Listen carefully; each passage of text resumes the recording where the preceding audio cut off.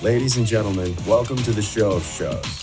From the stage that history rebuilt, this is Live at the Mayflower with your host, Wes Martin.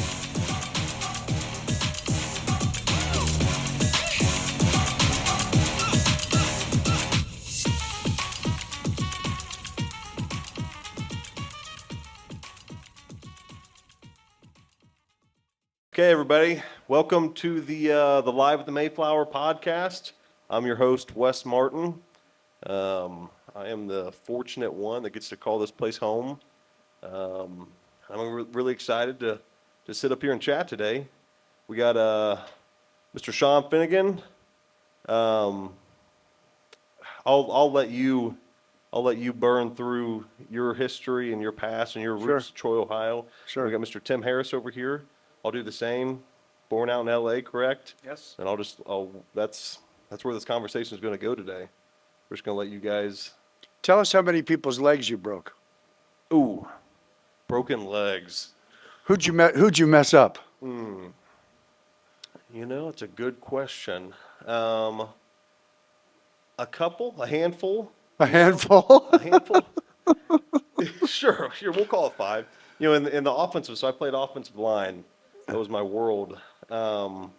And typically, when we're hurting people's legs, it's it's one of two things. Either you get beat and you have to scramble, and both of you and your guy end up on the ground and you roll into somebody and take out their legs, or you're beating up on somebody and you go and dump them, and then when you dump them, someone's knee happens to be sitting right there. So I would say it definitely happened a time or two. Man. I try not to tally that stat up too much. I just wondered if you had a list in your head.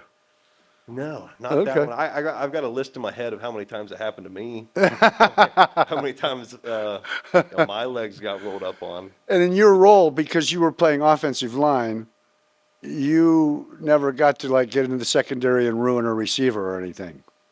Well, so I on screens. Yes. So screens and some polling scenarios. So I was a polling guard, if you will. Yeah. So I'd get out in space a little bit. I like that. Every now and then. Do some damage. And yes, a lot of times the skinny guys out there in space, they would duck under or just run away altogether.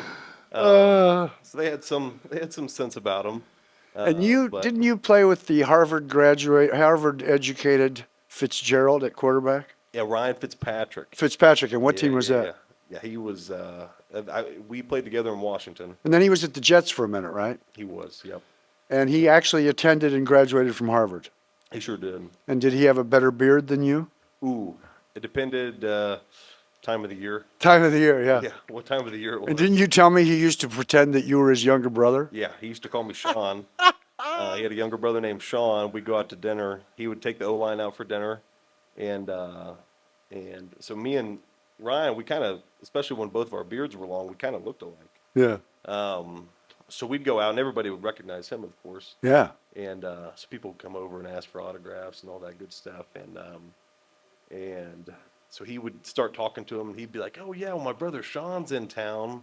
You know, he's really excited to be out with the team. He's a big fan, yada yada." So they'd always ask for a picture, and then he would make me stand up and get in the picture with all these people. I like And it. it happened time and time again. I like it. It was pretty hilarious. That's good. And can you guys hear us out there? Okay, yeah. All right. I want to make sure. All right. Go ahead. Yeah. We try and keep these things really formal. Just kind of let the conversation go where it may go. Obviously, I think we labeled this one from Hollywood to Troy. I like I it. know that's where you spent, Tim, the majority of your time, and you were out there a lot yourself. You spent a lot of time out there in Hollywood. So I've been out there very little. So I'm really excited for the conversation to learn more about that world out there and the different dynamics and your guys' experiences and kind of all that came with that. Well, I've been doing some research on Tim because, we've known each other 35 years. But I went out there originally to play music. And I hooked up with a guy who started a band called Bread named Rob Royer. And we started to write together. And Tim was at an agency where we were represented by a guy who had just like sort of gotten out of the mailroom and was pretending to be an agent. And Tim was handled by the head of the agency, a guy, I think his name was Stu Miller, right? Killer Miller, yeah. So our guy was terribly industrious, and he knew that Tim was going to drop in on a Saturday at the agency when no one would be working, and Stu would walk him around and tell him all their big plans. And so our guy decided he would be there acting like he was working, and maybe he'd get noticed. And he did. And I guess Tim or Stu said, well, you know, do you have anything you're working on that you like? And he said, yeah, I got this thing by these guys, Royer and Finnigan. And they gave Tim a copy of our screenplay. And shortly after that, we heard from Tim. So I already knew who he was. I think by then, well, in fact, you know, I did a little research because Tim had about a 15-year run and then a couple of add-ons. So also, when I looked up directors, the 5 biggest comedy directors, modern comedy directors, I noticed that Tim had worked with 2 of them, Ramis and Landis. And then it's weird how in his career he's tied up with various people over and over again in weird combinations. And I was looking at the people that he wrote for in the films, and the directors he worked with, Ivan Reitman, Walter Hill, John Landis. He was involved with Aaron Russo, Joel Schumacher. He worked with Arnold Milken around Copelson. I noticed that Joel Silver was involved as a producer of one of his things. That dude was notorious. In I think Cheaper to Keeper was in '81. Is that true? That was my first film. Yeah. First film, and then Brewster's Millions in '85. And then you also had from your kid novels, they made a TV film, Street of Dreams, right? Yeah. Right about the same time. And Morgan Fairchild started it. Did you know that? That's true. Yeah, she started it. And the guy that was the butler in Magnum P.I., remember that dude, Robin? He was in it too. I noticed he was in there.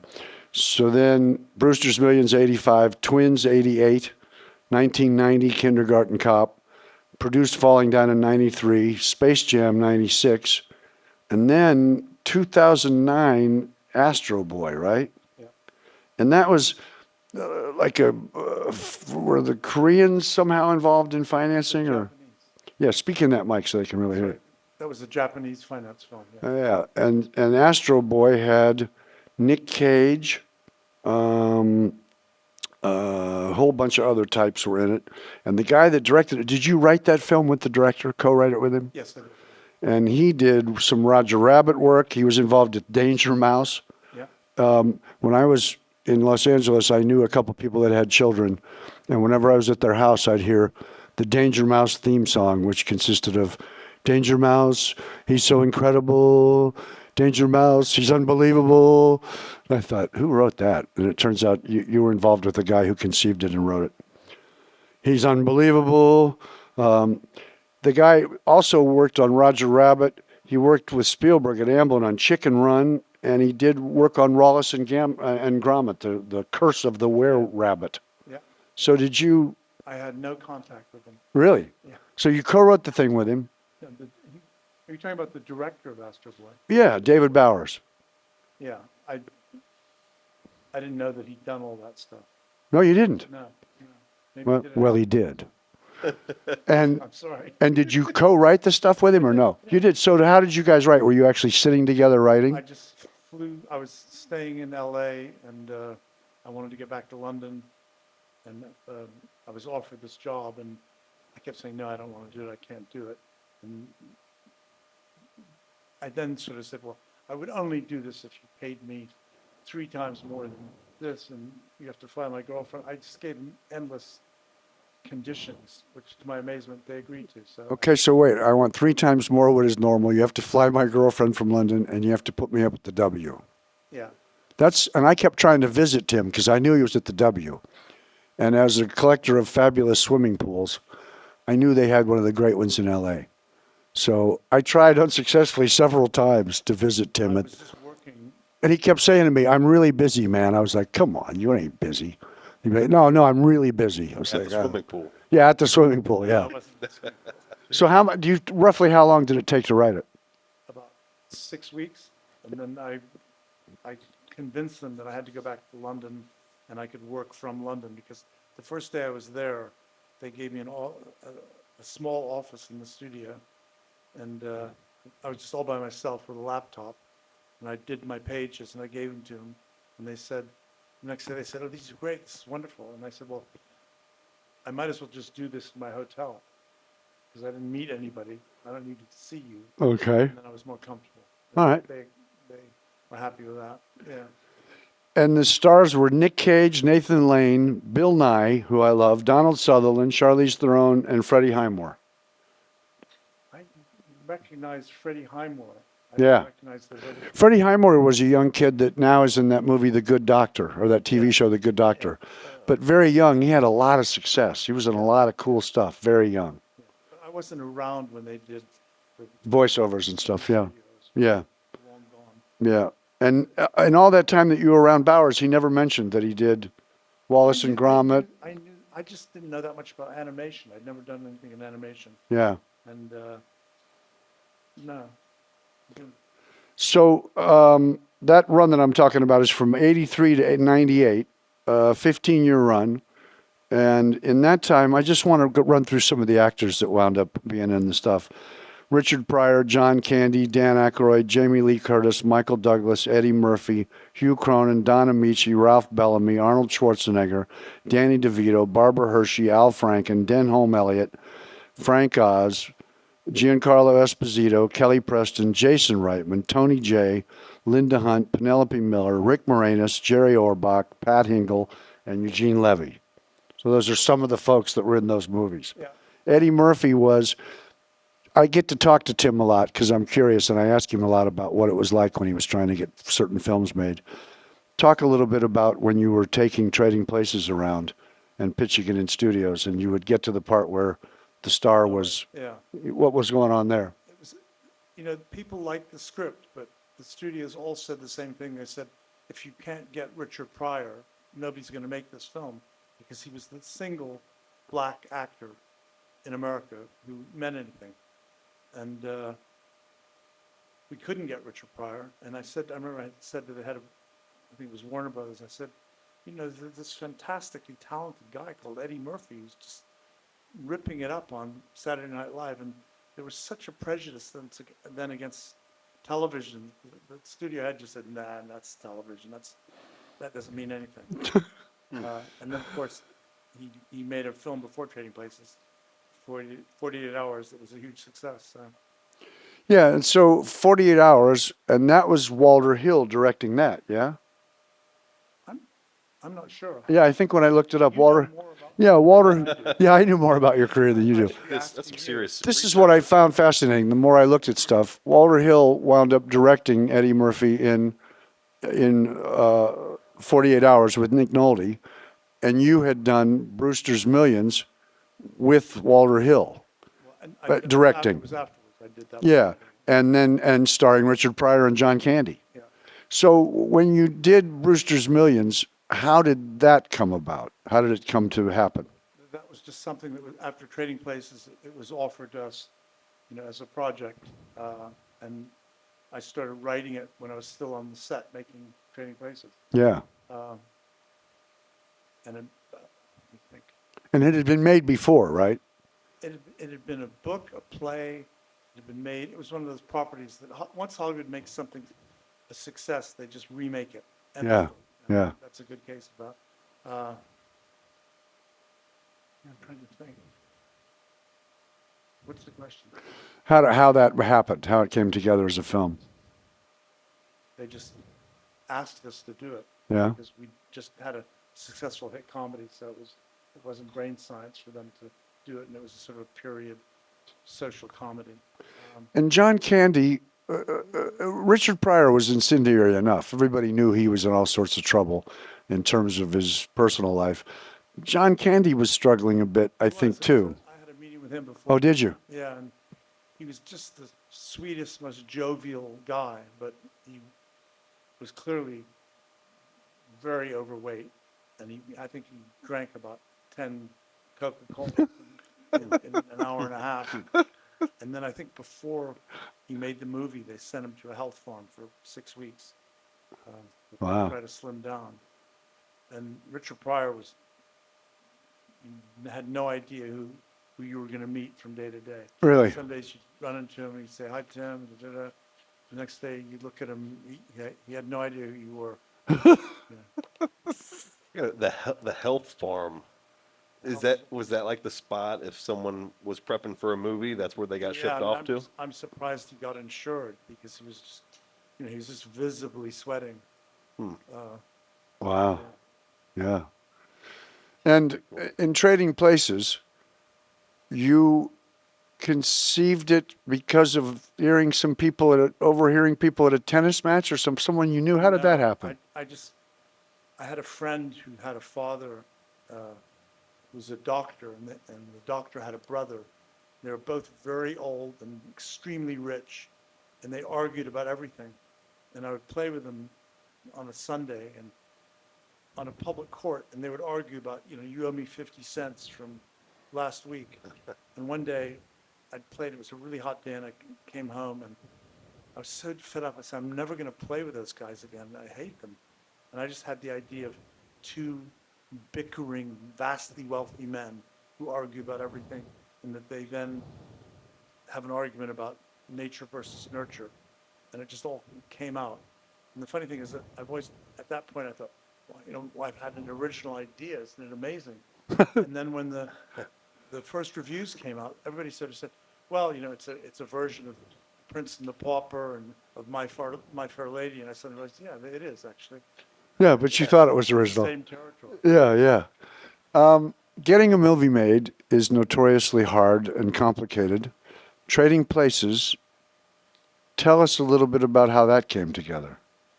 That was just unlike any other movie I was involved with, in the sense that we wrote the script, we sent it around town, and then through a series of very fortuitous events, the director, John Landis, had just been through a huge trial because a cameraman on one of his films had been killed. And Landis was exonerated. Vic Morrow died. Yeah. Wow. Or it was the actor. Anyway, he was exonerated, found not guilty, but he was desperate. And he said, I just have to make a movie. I want to make a movie. And this particular script appealed to him very much.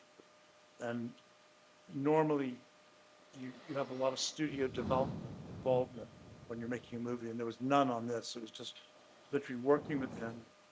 He asked us for a rewrite that took us about, I don't know, a few days, and then that was basically the shooting script. So it was just all acceptable. And it was also a unique film because everybody, for us as screenwriters, it launched us. It sort of launched the career of Jamie Lee Curtis, who before that had been in horror films. Yeah. And it resurrected careers of Don Amici and Don Amici and Ralph Bellamy. Ralph Bellamy, very good. Huge stars 30 years before. Yeah, in their day. And had been in a movie for And what were their characters' names? Mortimer and Ralph and Mortimer. I don't know. I can't remember. Mortimer and somebody. And who was Winthorpe? Was that Aykroyd? Yes, that's actually. Mortimer and his buddy, yeah. Okay. So, and who, did somebody at the studio reach out and say, let's get a couple of great old actors? It And was all John Landis's idea because he's a complete movie nut, movie buff, and he loves old Hollywood films. yeah. And also, that was probably, it was unique in that way, but it was also probably the last social comedy that was successful. Because at that time, everything after that was sort of teen comedies or... Well, and extremely formulaic, yeah. When you're working on a film like that and you're punching it up and writing jokes, and does a guy like Eddie Murphy have input at any time? Yeah, there are not a lot. There are a number of great lines in Trading Places that people have, over the years, congratulate me on, and actually Eddie Murphy just came up with it. I think the one about something about farting in the jacuzzi and in the bathtub was earlier form of a jacuzzi. Ah, that was original. That was original. And as he's preparing for the move, oh, didn't you get to go to his trailer when he was reading it? Yeah, before the film, Landis took us around to meet Aykroyd. We met Aykroyd, and he said to me, he said, well, are you going to do it? And Aykroyd said, yeah, sure, sure. And we walked out, and Landis said to me, he hasn't read it, but he'll do it. And then we went to Eddie Murphy, who was shooting 48 Hours, and he was in his trailer, and the door was open. And as I approached, I could hear that classic Eddie Murphy laugh. I can't do it, but Yeah. I stuck my head in, and he looked up at me. He was reading through. He said, "It's so fucking funny." Nice. That doesn't normally happen. Yeah. That they just sort of, usually Yeah. it's, could you change this? Could you do that? So pretty smooth ride. That part, yeah. And when you open a film, do you normally? Oh, and listen, we should mention Tim has a partner, Herschel Weingrod, who was involved all along the way. So the two of you, as you're finishing these films in the studio, say, okay, now we're going to. I presume Trading Places opened in Philadelphia, or no? No. No? Open at Westwood. Okay, well, Westwood, been there many times. Okay, so do you go to the premiere? I went to the premiere, and it wasn't a big deal, but the thing I remember best is that I was standing at the back of the cinema with the manager, and the opening is very quiet. And I turned to him after about a minute. I said, "This isn't looking good. You know, nobody's." And he said, "No, no, this is perfect." He said, "If you look at all the heads in the rows, they're all in a straight line. Nobody's moving at all." He said, "They're just fixated, which means, you know, they're utterly engrossed." I didn't know. Well, you know, the guy, Elmer Bernstein, who did the music for Trading Places, is a bit of a Hollywood genius. And I just rewatched Trading Places the other night for some reason now, because it takes place around Christmas. They play it a lot as a Christmas movie.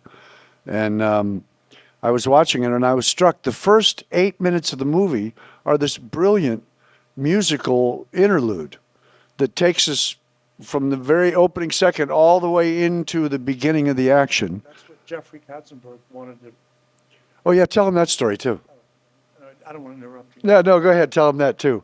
The day before we started shooting in Philadelphia, I was in the hotel room with the director, John Landis, and he said, "I've just had this message from Katzenberg, who was the head of the studio, saying that he reread the whole script last night in bed, and he said there isn't a laugh in the first half hour, and that you've got to do something drastic to it."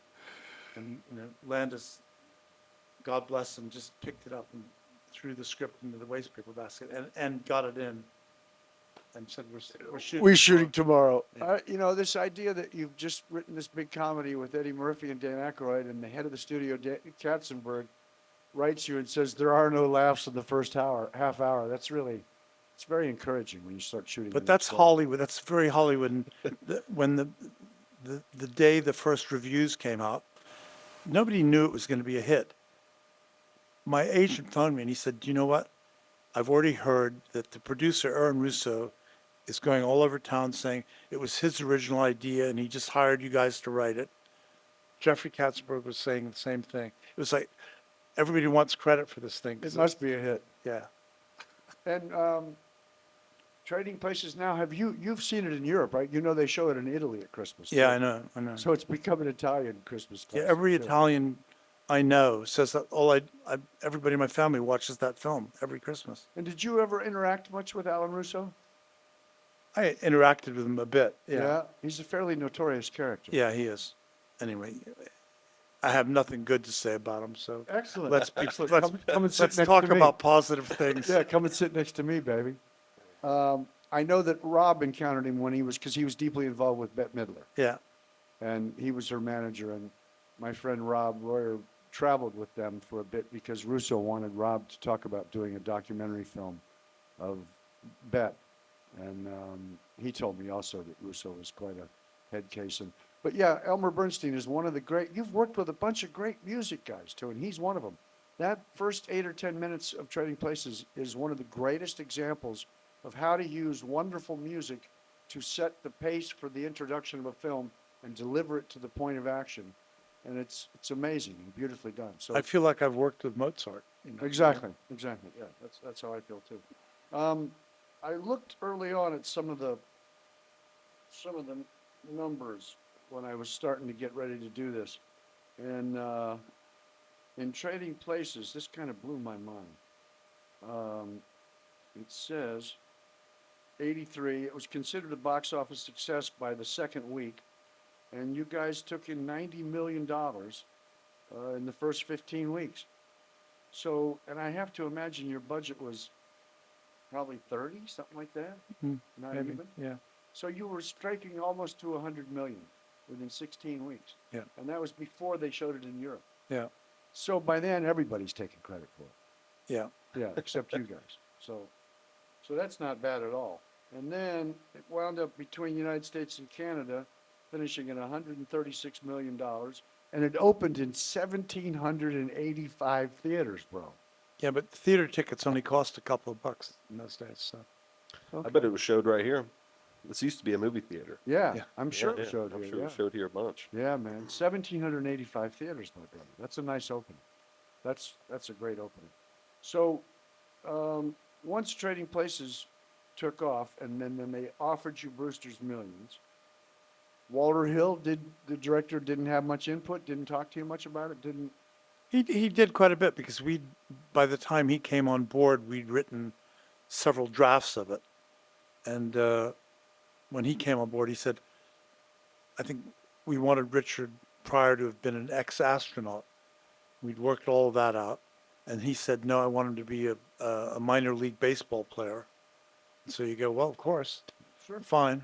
And so we did it that way. And we couldn't ever quite understand why that was the case. But Walter Hill's, he directs very action, male camaraderie films. And I True. think he was more comfortable with that milieu than anything else. So as we go along, I want to mention, so Walter Hill, I was just looking at what he did.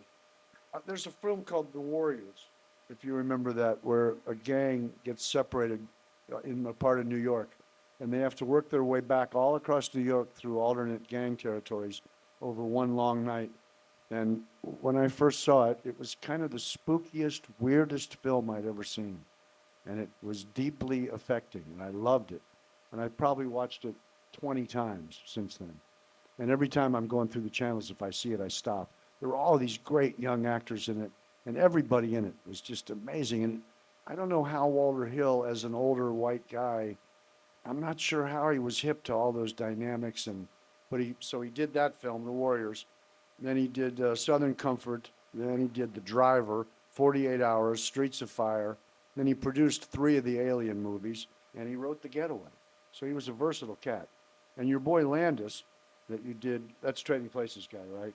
So he did Kentucky Fried Movie, Animal House, The Blues Brothers, Trading Places, Three Amigos, Coming to America. Then with Michael Jackson, he did Thriller, and what was the other one? He did 2 Michael Jacksons, and then he did American Werewolf in London. So Landis had quite a run as well. And then he went on and produced about another 15 films. So when did you start to think, I think I want to produce a movie? It was just sort of a fluke. This really is a fluke.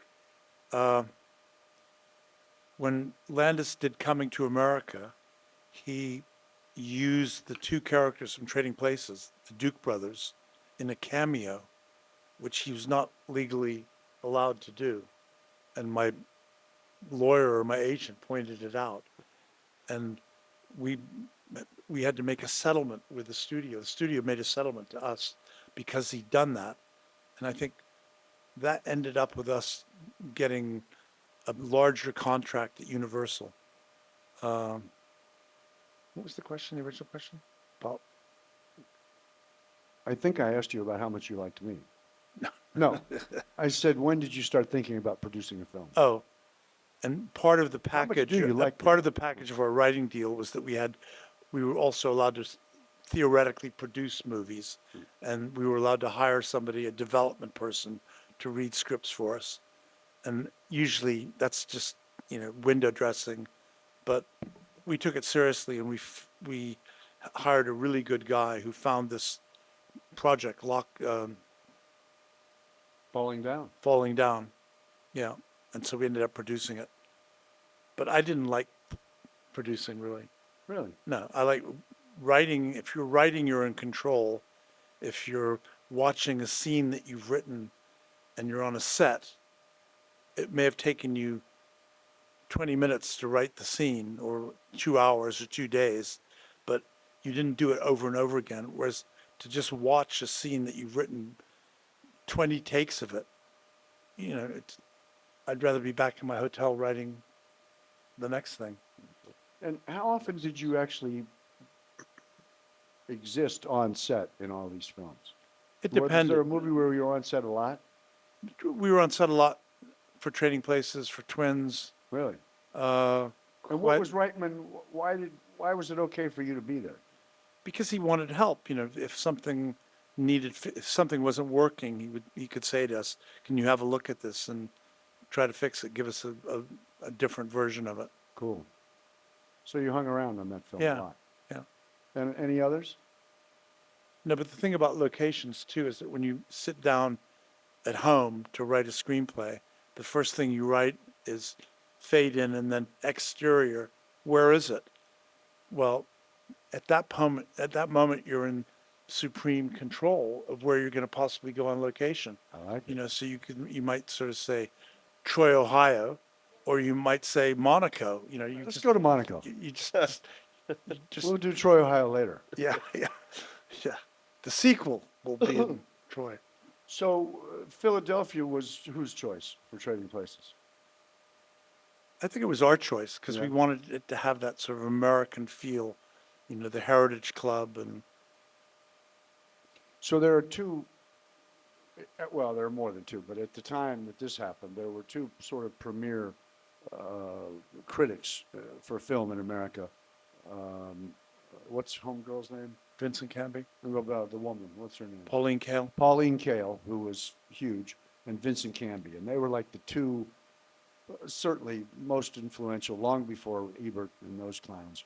And Canby was reviewing a Woody Allen film called Zelig.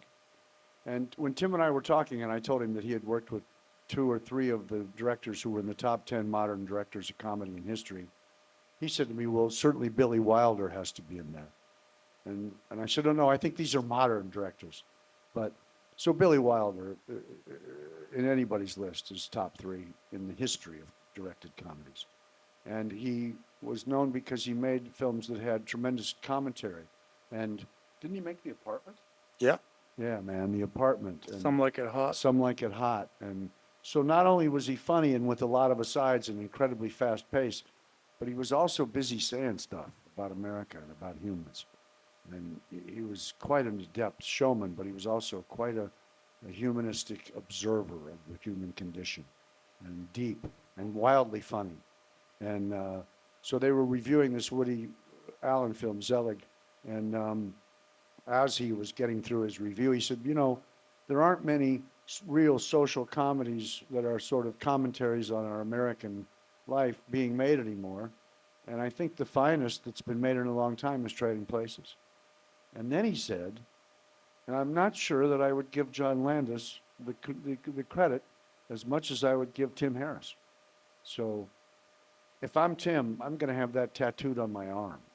So I'll just walk around and go, what? Say what?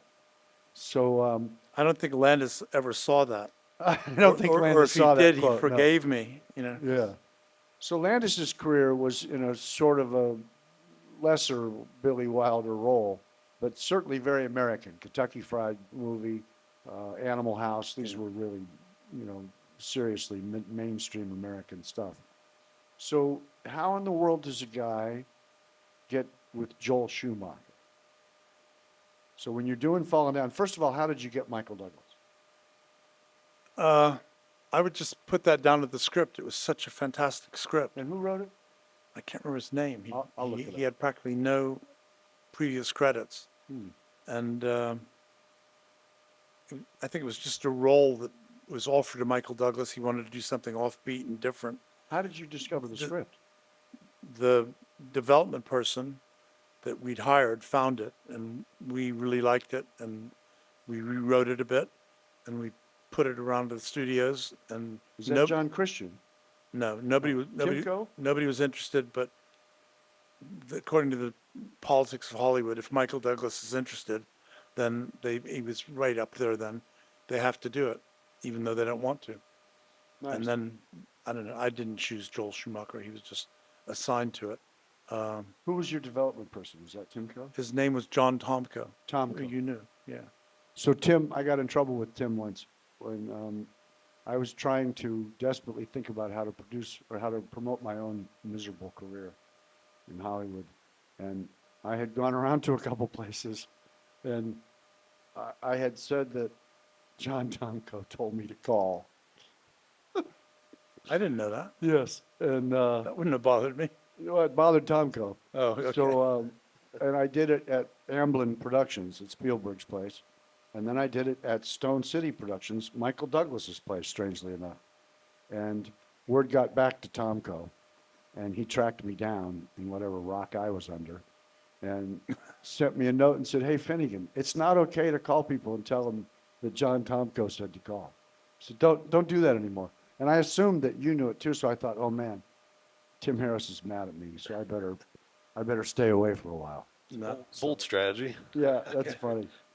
That's great. Respect it. But Tim had a suite of offices at Universal that were the coolest offices I ever saw. You remember the ones I'm talking about where you had the patios outside? Yeah. So I think there were 2 or 3 offices like together, and he had this really cool secretary that was a big deal. Everybody knew her at Universal. She'd been there forever and knew where everybody was and where everybody was buried. And then you walked outside, and there were these awesome balconies overlooking the Universal lot. So I used to try to get meetings with Tim so I could go out there and smoke pot out on the balcony and look over the studio lot. And I remember the second or third time I went there, I thought, man, this would be like going to heaven, being on the Universal lot and having these offices and making these movies and just showing up here every day and bossing people around. I was like, this is the way to live right here. So, and how It long? didn't feel like that at No, all, I can it tell didn't. you. But you know they were cool offices, right? Yeah, And the balconies were awesome. yeah. Plus, you could call and get drinks, food. You could call somebody and say, "I want some bubble gum, a globe of the world, a wedding cake, and a lightning rod." And they'd get them up there. So I was like, man, I want to be here, baby. So how long were you at Universal? About 2 years. Wow. And you told me a very odd story about why you took the development deal that you took. Why was that? I'd been diagnosed with really bad tuberculosis, and a doctor told me I had about 6 months to live. And so I said to my agent, "I want you to get me a long-term deal where they have to pay me and they'll have to pay my family." And that's why I did it. So you took the deal. Yeah, so it wasn't that great a time. I'm thinking it was heaven. Those Tim's offices- thinking he's dying of tuberculosis and he better make a big deal for his family. See, I never knew that until you told me the other day. Yeah. Well, I didn't tell anybody because you don't want that. No, that's not News the to kind get of out. thing you want to tell Yeah. the studio. By the way, I'm on my way out, Yeah. but pay me a whole bunch of money for the next 2 years. So, but because of that 2-year deal, you got to the stability and the presence there and wound up doing those 2 films. Yeah. Man, that's a pretty good little run at Universal. Yeah, but the trouble with those kind of deals are you suggest a film idea to the studio and they all say, "No, I don't want to do that." And then they suggest something to you and you go, "I don't like that at all." Right. So that all the films I did were actually other studios hiring me away from them, Oh, so that wow. all the big films I did were like that. And nothing. So they actually wasted a huge amount of money and got nothing for it. I like it when that happens. Yeah, so did I. That's my favorite thing that happened to a studio. So, okay, so you knocked out, oh, and listen, also during all this, you're writing novelizations of films early. No, that was much earlier. earlier, yeah. So early in your career, how does that work? Tell me about that. Okay, I published my first novel when I was very young, and then I had about an 8 or 9 year period when I couldn't sell another book, and I would occasionally take a quick job. Somebody would give me a screenplay. Kronsky McSmash, was that the first book? No, that was that was a proper novel. But the novelizations are just, a studio will give you a screenplay of a film they think is going to be a success, and you turn it into a paperback novel. I did, I think, American Gigolo and Steelyard Blues, about 3 or 4 of them. But the funny thing is that by doing that, that's how I learned how to write screenplays, because I'd never even read a screenplay before I got one. But turning a screenplay into a novel, sort of by reverse osmosis, you figure out, oh, that's the form, that's how it works. When you say really young, how young were you when you wrote that first novel? I think I was 20, 21. Yeah. Gotcha.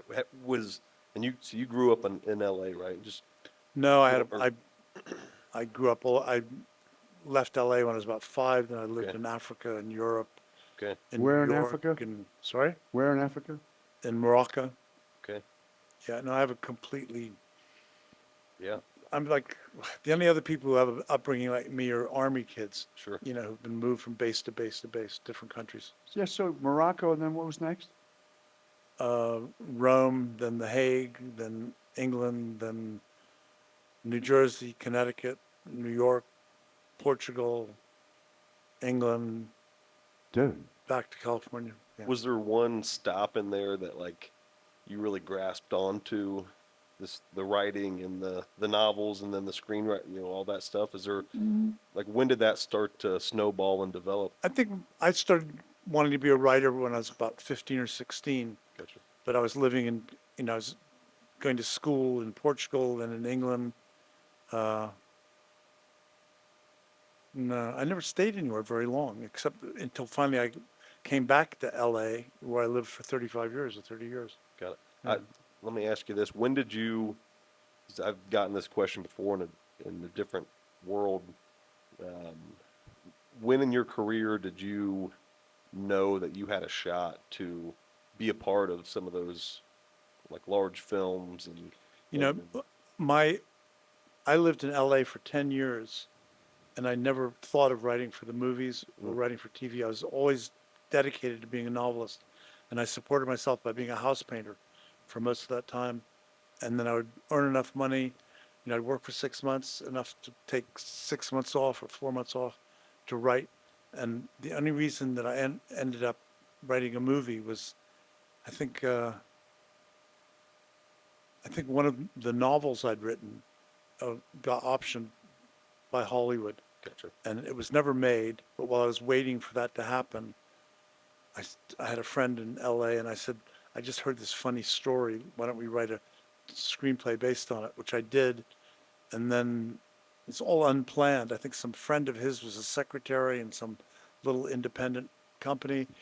And the boss was walking out and he could hear her laughing. And he said, "What are you laughing about?" And she said, "The script is so funny." And he ended up buying it. It was the first film I made. It was called Cheaper to Keep Her with Mac Davis and somebody else. It was a terrible film. I remember I saw it on Hollywood Boulevard. In the afternoon, I walked in, and the place is completely empty almost. I sat down, there's a drunk guy in front of me who's passed out. And every once in a while, he'd look up and he'd go, ha, ha, ha, like that. And I thought, okay, it's only up from here. There you go. You got to start somewhere. So there was no plan at Sure. all. No plan. That's fantastic. Actually, no plan and no interest or intention. That Sure. wasn't what I was aiming for. It was just a sort of, I got sidetracked. And then once you have a success like that, your life changes, But I think I didn't have a credit card until I was about 33 or 34. I was just completely out of the mainstream. Sure. How did you two meet initially? How'd you guys get together along your journeys? I asked some folks in the audience to write questions if they had them, and I noticed that one of them says, "This is Greg. How in the world do you know Finnigan?" Yeah. Can I tell that story? Yeah, go ahead. So he and his partner, Rob Royer, had written this script called Locked Out, which was an amazingly good script. And I could tell the second I read it, I thought, this is so authentic. There's nothing, no Hollywood writer could have ever come up with any of this stuff. You wouldn't know the details. And it was in sort of black slang, Hispanic slang. It was fantastic. And It takes place in a prison. yeah, and Gotcha. they both came in, and it was rather a stiff meeting, and nothing seemed to happen. And they both got up to leave. And as they were walking towards the door, I said, "What?" I said, "So which one of you did time?" And there's a pause, and Finnigan turned around and raised his finger. And I said, sit down, Let's talk, baby. let's talk. Let's hear the real story. Yeah. Yeah, Rob was my partner. He had already won an Oscar as a songwriter, and he had already had a huge hit band called Bread, and they'd sold 11 gazillion records. And the Carpenters had a huge platinum record with it, and so he'd had a lot of success early, and he wanted to write screenplays. And he was after my brother Mike all the time to work with him, and Mike was a huge snob about rhythm and blues and authentic blues, and so he looked down at Rob, and he knew that he was a talented composer and writer, but he didn't want anything to do with it. Plus, at the time, my brother was a terrific drinker and partier, and he was, 6'7" and a scary dude, and he didn't have time to mess around with intellectual Rob Royer. So, and I knew that Rob had no shot at getting with Mike, so I finally called him one day, because I tell this a lot. The first thing I did when I got to my brother Mike's house, he was so fabulously successful in music that when I got to LA, I took his address book and I copied it down.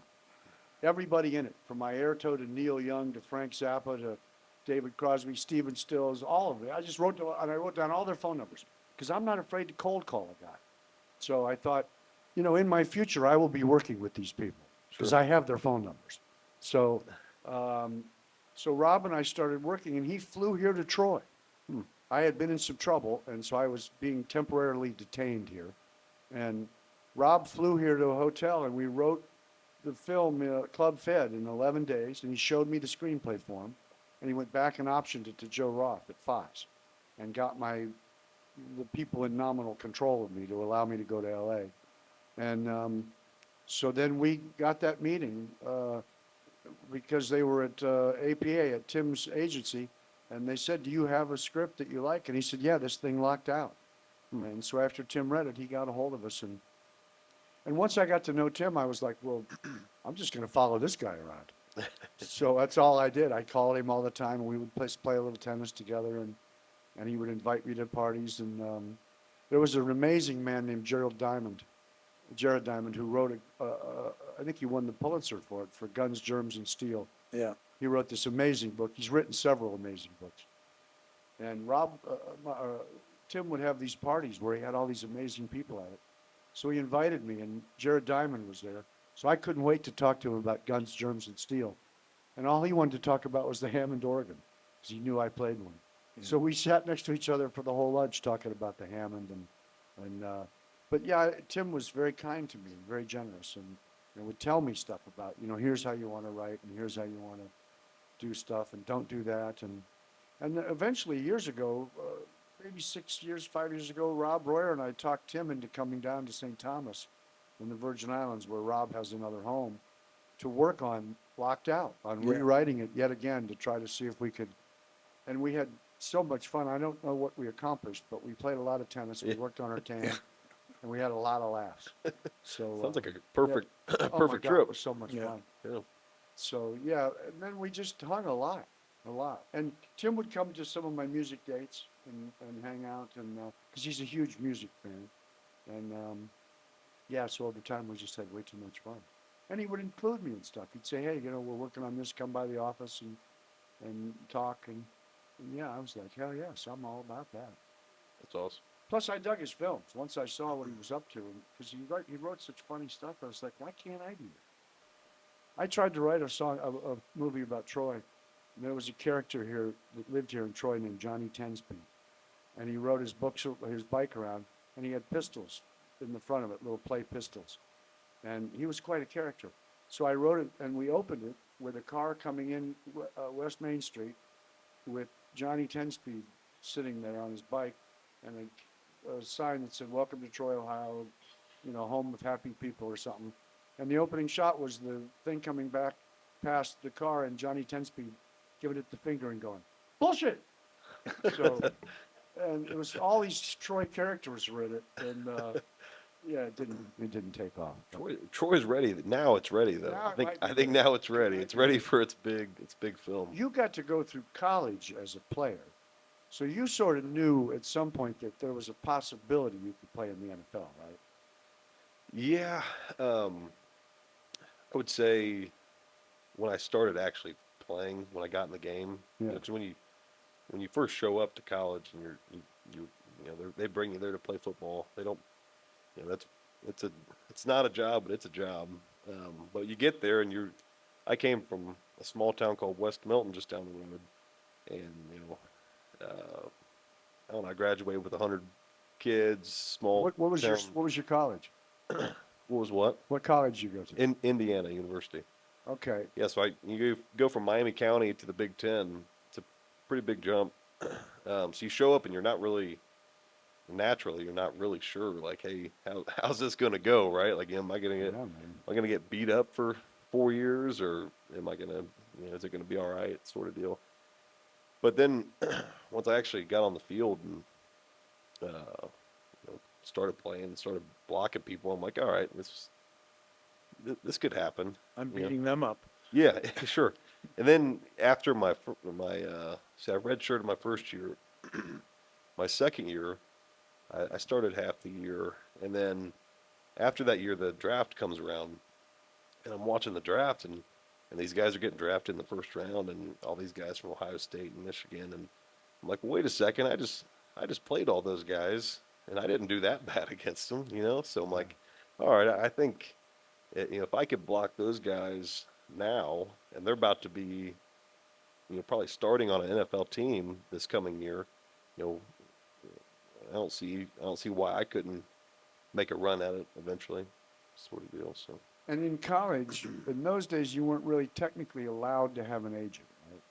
no, it was when I was in school, that was all very frowned upon. It was So what was your first professional training camp? 2019, And with who? the then Redskins, Washington Redskins, So your coach then was, Jay Gruden. okay, so Yeah. Jay Gruden. Yeah, Jay I coached drafted me. his son in soccer in LA for a minute. How about that? Yeah, yeah. Pretty cool. So little cat, big attitude. And with him as your coach, in the training camp experience, how many cats are looking at your job? How many guys want that job? Oh God. Well, I mean, if you look at how many guys want that job, I mean, it's In- thousands. Yeah, but I mean, in that camp, are there But- 5 or 6 guys? So when they bring you in for rookie minicamp, Yeah. yeah, there's a lot of guys. There was probably, I don't know, 15 to 20 guys in just the O-line room, probably closer to 20. They flood bodies in for Yeah. rookie minicamp just to give guys a shot, if you will. And our rookie minicamp kind of got split in half. If you got drafted, you kind of were with one group, and then if you weren't drafted, you were with another group. Obviously, they wanted to they had some investment in their draft picks, but if you weren't a draft pick, it was just like the Wild West. You were out there scrapping, trying to earn a spot. And were you undrafted? I got drafted. Oh, nice. I got drafted in the Nice. 4th round. Okay. So I was fortunate enough I made it in the tame group of rookie minicamp. And listen, there were some legends in front of you on that line. Yeah, I played with some really good players. Yeah. So when did you think? I mean, what was it like in the first game? The pace of play, the intensity of the violence, the complicated nature of the thing. What was that like in your first game? Yeah, it was interesting. I always tell people the biggest difference from college football to the NFL is the speed of the linebackers for an offensive lineman. Yeah. Especially if you play it in the Power 5 conferences, the Big Ten or the SEC especially. You're used to playing against good defensive linemen, but you're not used to playing against linebackers that run 4-4. Yeah. The guys that can just fly, Yeah. and they're big. They weigh 250, 235 to 250, and they can run like a deer. So that was probably the biggest adjustment, just because we the different schemes, especially at guard. I had to make my way to linebackers all the time, and I'm running around the field like, "Hey, coach, I'm never gonna. There's no way I'm ever gonna get that guy. he's gone before I even, get out of my stance. Yeah, man. So that was definitely the biggest. Yeah. Now, of course, uh, there's certain players here or there that are just on a totally different level Yeah, Um, obviously. that kind of wake you up a little bit. But you also had to line up across from some legends at some point. Being as young as you were, you got to look across the line and realize, oh my God, that's so and so. Oh yeah. Well, I mean, my rookie year, guys on my own team. Um, well, the first one that comes to mind is Adrian Peterson. He's a Yeah, first man, ballot AP, Hall of Famer. baby. So he was in the backfield. I I forget which touchdown it was. I think it was maybe his like 120th touchdown. Um, it took him from like fifth all time to fourth all time, and I was the like pulling guard that kind of opened up the hole a little bit. Yeah. Me and another guy kind of opened the hole up, and he ran it in. Um, he was a fantastic guy. Really Yeah, good guy yeah. to be around. He was But, on another planet. oh my gosh, he wasn't around for a good bit of the summer workouts, but when it when he did start showing up, I'll never. The first day we had workouts that he was there for mandatory minicamp. Um, all of us young guys are in the weight room doing probably our third lift of the day, just trying to get better. And he strolled in and almost street clothes and boots and just starts going right at it. And I remember just looking over like, man, that's something else. Yeah, that's If the I next if I level walked in here business like there, baby. yeah, if I walked in here like that right now, I wouldn't So when get they shown the door. when they made Space Jam, one of the things Michael Jordan said they had to have was they had to build him a basketball court, right? Yeah. And an inflatable like little arena to have it around so that him and all his buddies could play, pick up ball. Yeah. So you had Patrick Ewing, Michael Jordan, Charles Barkley, Bird, Magic Not Johnson, Birds, not but Bird. but you had a lot of players who lived in L.A. So John we just go to Stockton them. was there, right? And the mailman, Karl Malone. They weren't in the movie. They weren't. I'm not sure exactly which guys would. I think Kobe used to go play against them. Kobe would come and Yeah. hang. Yeah. So they had their own little court off stage, Yeah. and they could just go and hang and play ball every day. Well, he had to shoot the movie, but he Sure. was so dedicated and competitive that and he was also coming back from having not been that successful playing minor league baseball. Got it. So he was really serious about getting back in shape. Yeah. So man, they were all hanging out, having fun playing ball on the set. Yeah. It's pretty cool. And everybody else you got to write for, you got to write for Bugs Bunny. Yeah. So when you look at Bugs Bunny and what's his name, the Daffy Duck. And, Daffy Duck, the Tasmanian Devil. yeah. So when you sit down, do you think, okay, so I'm going to have Bugs say this? You know, the funny thing is when we started to write it, I just remembered all these cartoons I'd seen. Yeah, So that I knew, every kid in America knows how they talk. yeah. So it wasn't, you didn't have to learn anything. It's one thing to write for Richard Pryor, but writing for Bugs Bunny, man, that's a whole nother trip. That's awesome. So the guy that was involved in Astro Boy had actually done some animated things like Roger Rabbit. So those sort of were a little bit of a prequel to the huge commitment that was made for Space Jam. At the same time, this guy Joe Pitka. Pitka, yeah. So Joe Pitka, this guy was another hero of mine. He made all the Dennis Hopper commercials for Nike. He made some music videos. He did some Michael Jackson music videos. He did More Than a Feeling, also music videos. He'd done some Pepsi commercials. And then Stanley Kubrick had praised the work that he did for Nike and said, this guy should be did you know that about Kubrick? No. Yeah. So Kubrick was in England, and he would have American football games sent over to him, and they weren't edited, so he would see the commercials in between. And all the great ones were by this guy, Joe Pitka. And so he said, this guy should be directed, man. This guy's a monster. So then you told me that Pitka was chosen to direct Space Jam because of this stuff, this work that he had done. Like he did that Hair Jordan ad. Yeah. where Bugs Bunny and Jordan hung out. And that's sort of the germ. he was hired because they felt that he was a white director who had worked successfully with top black athletes. Right. Those athletes were comfortable around him. I don't think at the end of the day, I don't think he directed the film very much. I think it was very much more. Yeah, so Ivan tell them what you told me about watching that happen with Pitka. So the director is Pitka and the producer is John Landis. no, it's Ivan Reitman. Ivan Reitman, excuse me. Yeah. So Ivan Reitman is the. I just remember on the first day of shooting, Pitka was filming some scene, and suddenly Reitman just jumped out, took the camera away from him, and took over, which is not good etiquette, but That's a cold bowl of chili. when you're a monster, you can do what you want. So yeah, today I was reading up on it, and it says produced by Reitman, directed by Pitka. So they at least credit him as the director. But so you think he didn't have a tremendously pleasant experience on the film? Probably not. That's too bad. That's a drag. Space Jam goes on to do $1 billion in merchandise. I presume you got a giant cut of that. No, we had a court case about that, but we had created one of the only original character in it is a character called Lola Bunny, who's a female girl basketball player.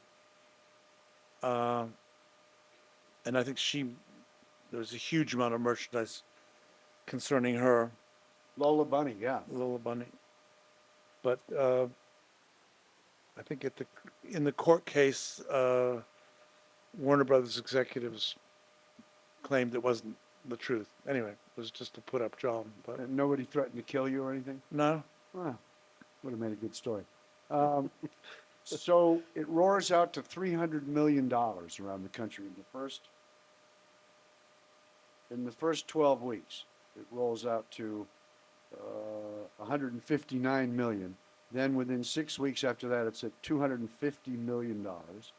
It races eventually to 410 mil. It opens in 2,700 theaters, and it does $1 billion in merchandise around the world.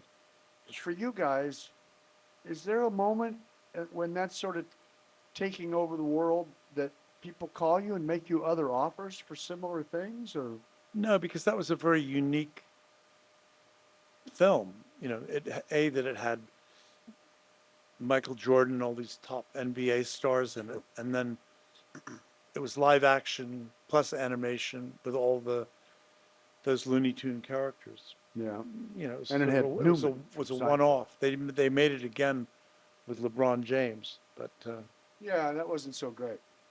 But so that didn't give any boost to your career.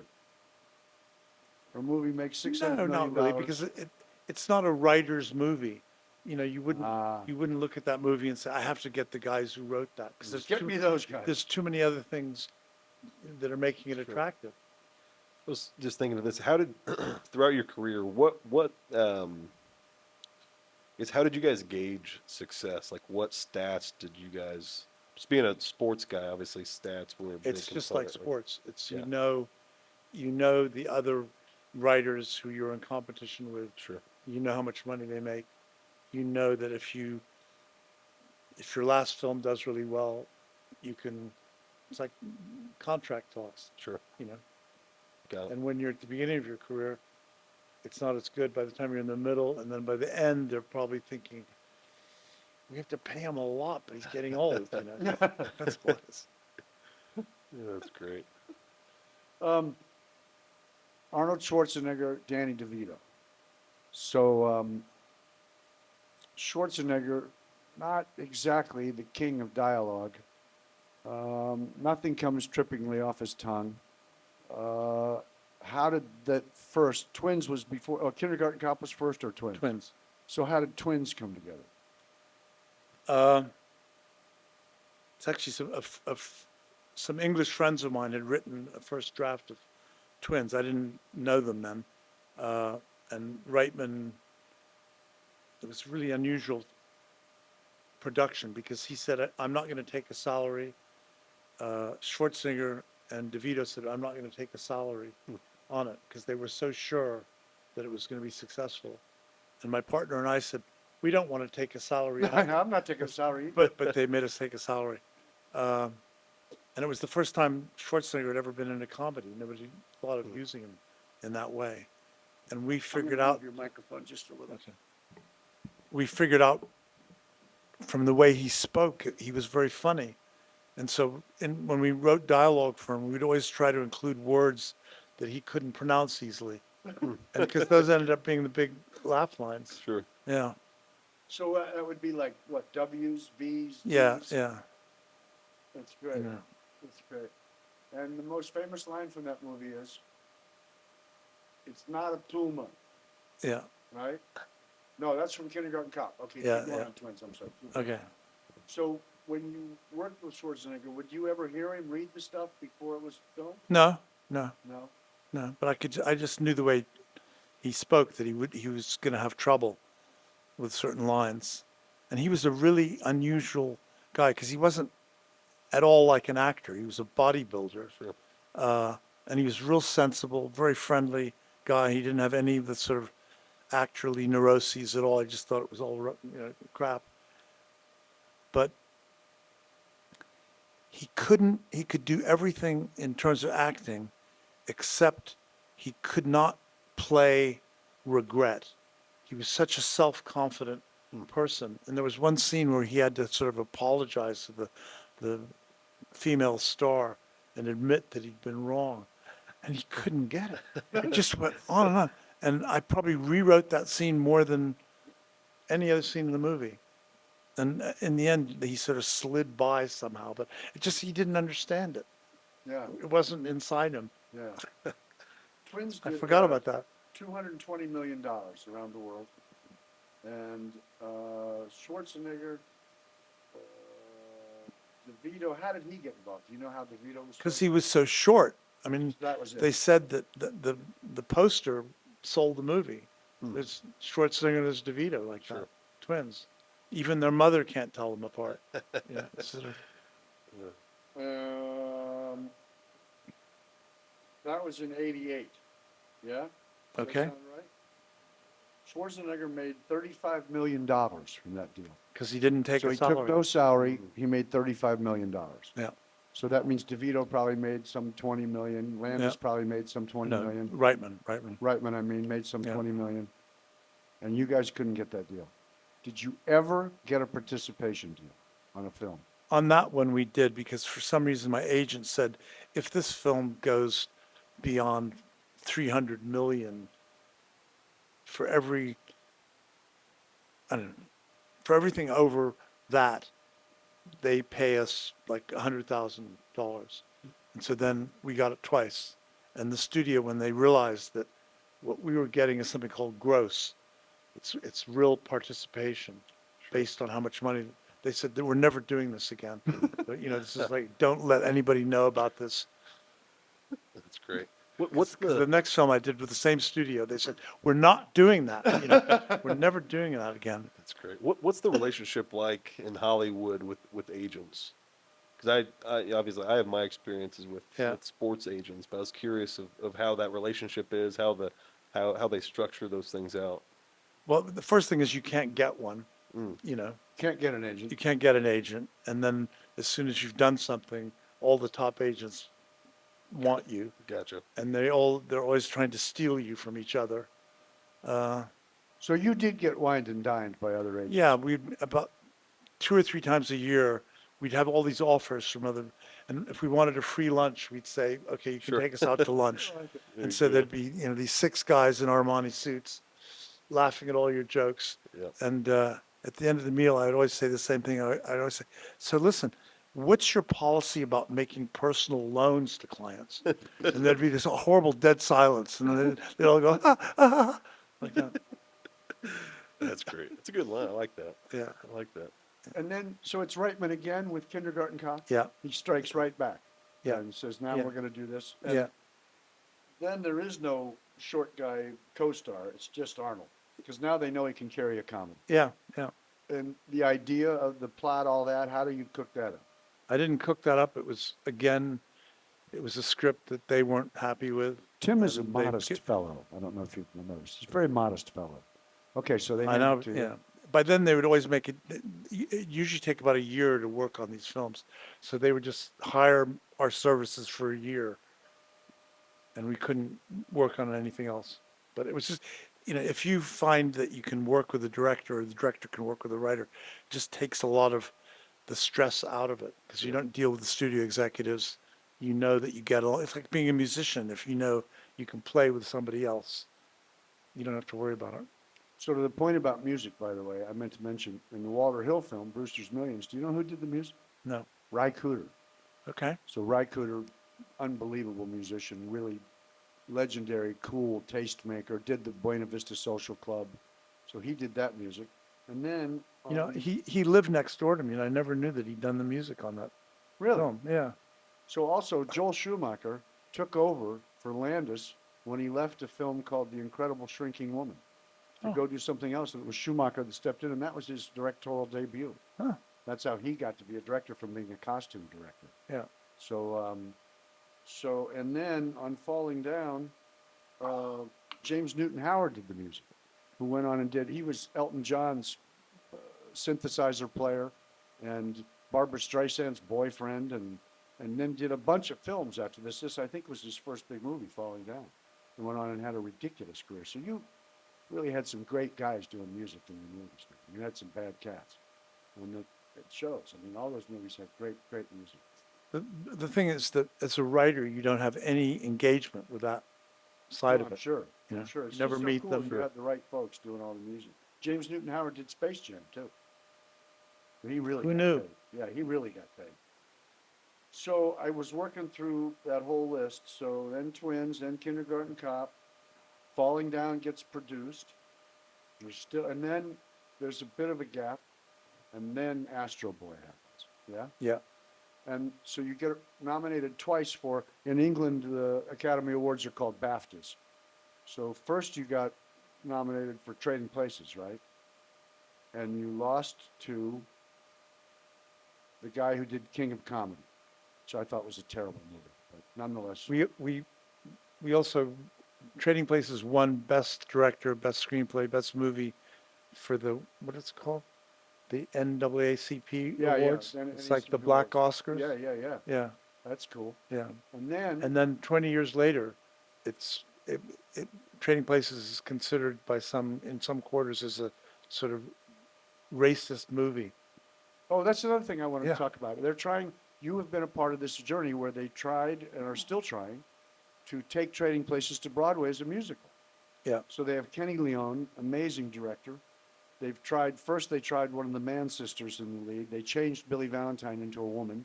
And then they tried this other gospel singer. So Patty and I got to join Amanda and Tim in New York when they did read-throughs. And then we got to go to Atlanta and see the debut of Trading Places, the musical. How much fun was that, watching all that happen?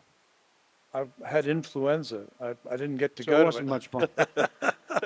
He's really not working. I missed the whole thing. Yeah, but I saw it. Yeah, you saw it. God Yeah. damn, it was good. It's good for you. So Tim often tried to promote me in situations and would talk me up to people, and gave me a lot of opportunities in Hollywood. And I think he thought, rightly so, that I was poor and living on grass sandwiches and living hand to mouth and looking for couches to surf on. But then eventually I got like some good situations, and I got a gig with Greg Allman, and I got a gig with some good people, and I was with somebody who had a beautiful home in Manhattan Beach, and he came down, his wife and kids were out of town. And I said, hey, I'm playing at this place in Venice Beach called St. Mark's, and it's really hip, and we have a special musical guest every Sunday night, and we're the LA Blues All-Stars, and they're broadcasting a radio show from there. And come to my place in Manhattan Beach, and we'll get ready, and we'll go to the club. And I'll never forget it. Tim came to the house, and we were getting dressed to go to the club, and he looked around, and he went, man, I'm through feeling sorry for you. Then when we got to the club, he was, man, you got a whole life, brother. So that was the end of me being able to pour mouth Tim. So, but he has since come to other gigs, and we've gotten to travel together a lot. When he was working with Schwarzenegger, my partner, Rob Royer, and I were pitching a film to Schwarzenegger, to his people. We didn't get to actually pitch to Schwarzenegger, but we went to pitch it to his people. And he owned a building. Do you remember his dog's name? Shotzi. You remember the building with the restaurant, Shotzi? Work with me. No, I don't. No, he I'm doesn't. sorry, Remember. sorry. See how he is? Anyways, Schwarzenegger owned a building called Shotzi, and he had a restaurant called Shotzi in it. Oh, yeah, okay, I know. Now he remembers. Sausages, yeah. Yeah, sausages, exactly. And he was a member of this club where you could go and smoke cigars in Beverly Hills. So I found this out, and because that's the kind of guy I am, I thought, well, if I go and hang around there and smoke cigars, I'll see Schwarzenegger. So I go there and I smoke cigars, and I see Schwarzenegger, and twice I try to go over and get a conversation started with him. The first time I dropped my cigar on his pants. He's not impressed. He's like, what the? He jumps up, and I'm sorry. The second time I go up, and I put my cigar in his drink.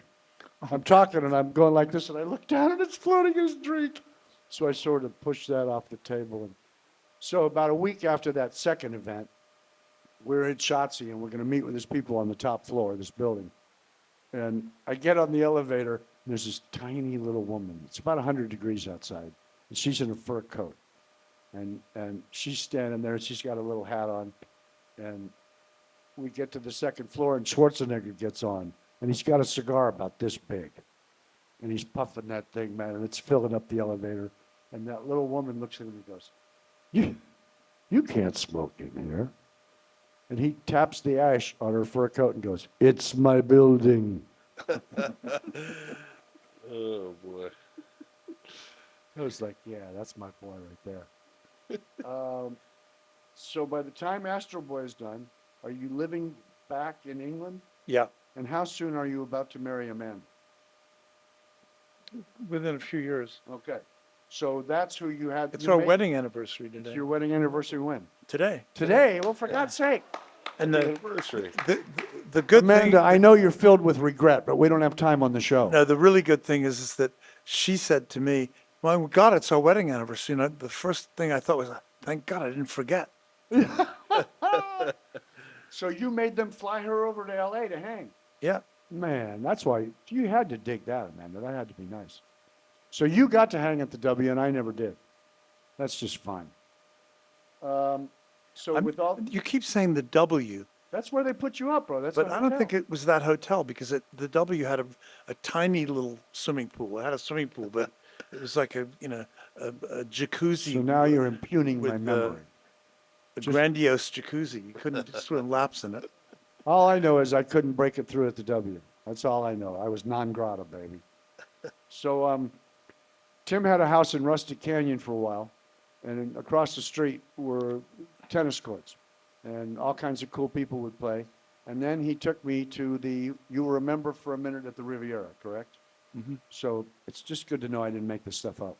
So he got to play at the Riviera, which meant I could sometimes sneak on and play golf at the Riviera.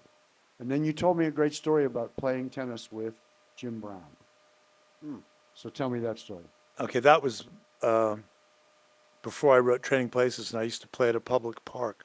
Yeah. And one day, the pro at the public park said, "Do you want to?" There's a guy here who wants to have a game of singles, and it was Jim Brown. And I said, "Sure." And so I warmed up with him, Tim's quite the tennis player. and he clearly wasn't an orthodox tennis player. He was quick, but he didn't have his strokes were weird. And I thought, okay, well, try it. And I served the first point, a really good serve, an ace basically, but he got it back. Mm-hmm. And then I hit a forehand winner to the corner, which he got back. I came up to net. I hit a perfect volley in the corner. He got that back, and then he lobbed me, and I hit an overhead, and I just hit it. I hit it perfectly, and I turned around and was walking back, and I suddenly hear this noise, and I turn around, and he's climbing the chain link fence, hits it back, and wins the point. Oh, my God. And That's Jim I Brown, thought, man. oh God, why can't I quit now? It's gonna be a long day. And he just, the only good thing about it was that it was over fast. That's And And he looked at me with complete contempt because I went to drink some water, and he said, "You're drinking water," and walked down. That's fantastic. so So my I have a Jim lot of Brown respect story- for football players. I'm in a deli in Westwood, and it's early afternoon, and all is quiet. And there's a guy sitting in there who's clearly an athlete. I don't know him, because if I knew any athlete in LA and I saw him, I would immediately glom onto him and talk to him. And Doc Rivers, and I mean, everybody. I just go and talk to him. So, but I knew this cat was a football player, and I was trying to figure out who he was. And I look up from the sandwich, and Jim Brown is coming in. And he walks right over and picks the guy up by the throat and proceeds to make him touch everything in the room. I mean, everything in the room. Broke tables, broke chairs, got him by the throat, then got down and said some stuff into his ear and threw him on the floor and walked out. I still was just sitting there holding my iced tea. I was like, 3 broken tables, yeah, Jim Brown. Who was the? I never could figure out who it was he beat up because he was so beat up, I thought, I can't go ask him who he is now. Are you famous? I could, get down on my knees and go, who are you, man? Yeah, that's So, That's but tough. yeah, That'd be man, tough. Jim put a whooping on him, man. probably So, just after a tennis match, huh?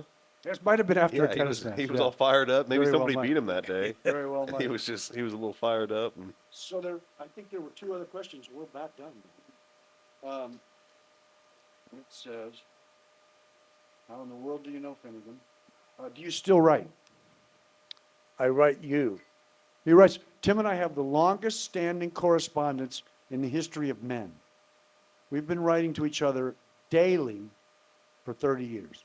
No, that's not true. That's See how he is? It's He just won't work with me. it's increased Okay, a lot we've over been the writing last to each other daily for couple of years. How many years? How many? No, we've been writing, but you were. I didn't write to you when you lived in L.A. Okay, so how many years have we been writing to each other? Since 30 years. Okay, Huh? but not every day for 30 years. Not every year. But at one point, we were writing so often that I got a letter about 10 years, well, about 8 years ago. Timmy wrote me a note and said, listen, I'm starting to feel a little pressure. Because you write to me, and I think, okay, now I have to write him back. He said, but Sean, you're writing to me almost daily. So you're, as a correspondent, you got to back it off a little, bro. Because I'm running out of things to write about. I changed my underwear. I bought a dog. I'm sorry, I don't have that much to say. So, but yes, we have a long-running correspondence. So, all right, so you don't still write. Are you ever going to write anything again? I don't think so. As you said, I began writing when I was 20. I'm 78 now. I feel like over the past few years, occasionally I'll have an idea for a film, and then I'll think about it, and I'll think 2 things. One, it's not as good as something I did earlier. It's not as fresh. And B, I just don't have the energy to do it. Sure. It takes a lot of energy. All right, this is good, because I know the answer to this. Any unproduced screenplays that you're fond of? I have a lot of those. Yeah. What are your 2 favorites? Because I know mine. One is called The Fancy, which is a period piece about a 1790s, True story. about the beginning of boxing, about a Jewish fighter in England called Daniel Mendoza, who was not that big, who sort of revolutionized the sport of boxing. And became the world champion, yeah? Yeah. Okay, and that's called The Fancy. And at one point, the guy who directed Red Lantern was set to direct it, correct? The Korean director? Chinese, yeah. In my book, he's Korean, but okay. It's And Chinese. it's my concubine. He's Oh, he the directed My Concubine, that's that right. won the What a Cannes great Film Festival. Fantastic Won at Chinese Cannes, director. yeah. So that, he was set up to produce it. Yeah. That didn't work, direct it. No. That didn't work out. No. So that's called The Fancy. I read it when I was ill in Los Angeles. Tim was good enough to send it to me. It's the best screenplay I've ever read in my life, ever. When I read it, I almost got emotional because I thought every page was perfect. And it ends, does it end with him in a ring? I'm trying to remember. There was a scene Yeah. where there are motes of dust in the air. There are numerous And he's endings. standing in the ring, and it killed me, man. It killed me. And so now I think if any of you are interested in going with me to Israel and interesting them in producing a film about the first Jewish world heavyweight champion in the world fighting in Europe, This I isn't think we the should right. do that. This isn't the right time to. Maybe not the right time, but as you know, timing is the secret of my career. So, all right, and what's If the he's other a one? Ukrainian fighter or a black. He's a fighter, Ukrainian fighter. but not a Jewish fighter, right? All right, what's the other one? I don't know. The other script. I know mine. I called it Inside Job. I think it's just called The Job or Inside. Inside, yeah, okay, Inside, He yeah. has a script called Inside. Can I tell him what it's about? You better tell him since you wrote it. What's it about? It's about somebody who's had a traumatic experience in a plane that crashed, and he's a sports journalist who travels around the world testing equipment and stuff. He's an outdoor guy, and he's living in a flat. He's made a lot of money from the payout settlement, so he's got a really nice place in London by the docks, and he's actually completely agoraphobic. He can't go out, but he keeps on his job. He fakes everybody out. And he does, which you can do. He's basically working from home and making people think he's in Trinidad or he's somewhere else. And he builds a car in his home, right, Tim? Yeah, he built like a sports car and drives it. He can't go out. And And he sees a crime. yeah, he sees a crime. Why am I telling him in his own movie? Keep going. I'm not trying to sell it to him. Yeah, but I am. So yeah, he sees a crime, right? Yeah, he sees a crime and people come after him. Becomes an action movie in the third act, and finally he's able to get out of this place. Yeah, and so when I read that, I was like, oh my God, we have to get this movie made. So, again, if anybody's interested. But yeah, those are two movies I'd like to see made. How does that usually, so, I mean, how many stories are getting put together, are getting written down, that just never make it? Is that? A lot. I mean, also the studios buy scripts, and if they don't make them, they don't want any other studio to ever get them, Gotcha. which is really a shame. In the vaults of all the major studios are probably dozens, if not hundreds, of really good scripts. Gotcha. That just things didn't work out. They couldn't get a director or a star that would, are worthy of being made into movies, and they're just not. It'll just make the studio look bad. So how do they capture those and hold them from getting out to other Because they studios? buy, what a studio usually does is they'll option your material, which they'll pay you, say, $10,000 to option it for 6 months. Gotcha. And if they pick up the option, they have to pay the purchase price. But once they pay the purchase price, they own it, you don't. Gotcha. And man, the language they use, in perpetuity throughout the known universe in all parts and parts of parts. Yeah, to You pay, have to think pay about for it. The language is new unbelievable. technology. Yeah. Is It's invented. unbelievable. Rob and I optioned some things, and then we got paid for some rewrites. In fact, in trading or in Locked Out, Yeah. Tim got Universal to begin getting interested in the script of ours, and they paid us option, and then they paid us purchase price, and then they paid us some rewrite stuff. And I my imagination is so puny. I thought, this is it. This is the life. I could live the rest of my life just on rewrites and options. I'm happy. So just, I don't care if they don't ever make a movie, or I just thought, my God, this is it, with a pencil. And they would say things like, could there be a ticking time bomb like a Russian nuclear device? Or could there be a talking whale? Absolutely there could be one. So, yeah. I think that's all my questions, Tim, and I'm really, Thank you very much. to be here. Man. It's fun meeting you. Great, great. Hey, man, how about it? Yeah. Yeah, guys, I appreciate the long. That was fantastic. We have to Yeah, talk thanks about for lots having of us, stuff. brother. Yeah, this is, of course, you guys are welcome here. Oh, wait, I wanted to ask you, did your career end because of injury, or were you smart enough to walk away? I would say a little bit of both. Yeah, I what had a happened? pretty good concussion my last year when I was with Browns. That put me out that year. I still haven't technically retired to this day. So Oh, really? I could still go get in the mix, but pretty well. And who was your quarterback with the Browns? Deshaun Watson. He played under Deshaun. Yeah. So that he's the real deal. He can really play at that time. Oh yeah, he's talent for days. I think. Yeah. Yeah, I think it's a complicated situation. Absolutely. The whole deal. There's a lot Absolutely. going on. And to be vested in the retirement plan and all that, fully vested, a lineman has to play for how many years? You got to be active for 3 years. That's not bad. Yep. And what is the average for a lineman? What's the average career?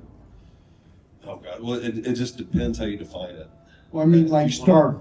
Yeah, if you want starting for an entire season, I would say the average career is probably around 5 years. That's right. That's how intense it is. Yeah. Now, the average overall is more like a year and a half. A lot of guys get in, maybe land a contract their rookie year, and then maybe make it to year 2, and then it kind of fizzles out.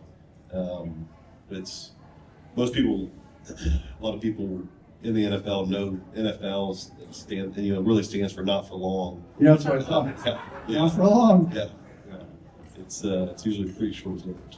Yeah, man, it's because of the intensity, the violence, the injury, and I suppose it's because of the incredible bunch of youth that's always coming up continually behind that's hungry. Oh, sure, and they can pay those guys less. So they're younger, they have fresh minds, they haven't Exactly. learned 5 Exactly. different systems. They don't know what they don't know, so they can be taught exactly how that coaching staff wants to teach them. And once you are vested after 3 years, if you then play for 5, 6, 7 years, is that getting you more and more pension? Yeah, yes, Okay. and there's different kind of add-ins that they have. There's different programs that you can kind of play yourself into, if you will. Then they'll also, ones that you've already secured, will start to kind of compound. Did you ever participate in the playoffs? I did, yeah, my second year. Who were you playing with? Washington. And the intensity and the change of a playoff game, huge step up in intensity and weirdness and noise and distraction and. I would say so. That was an abstract year. It was the COVID year. Oh, wow. 2020.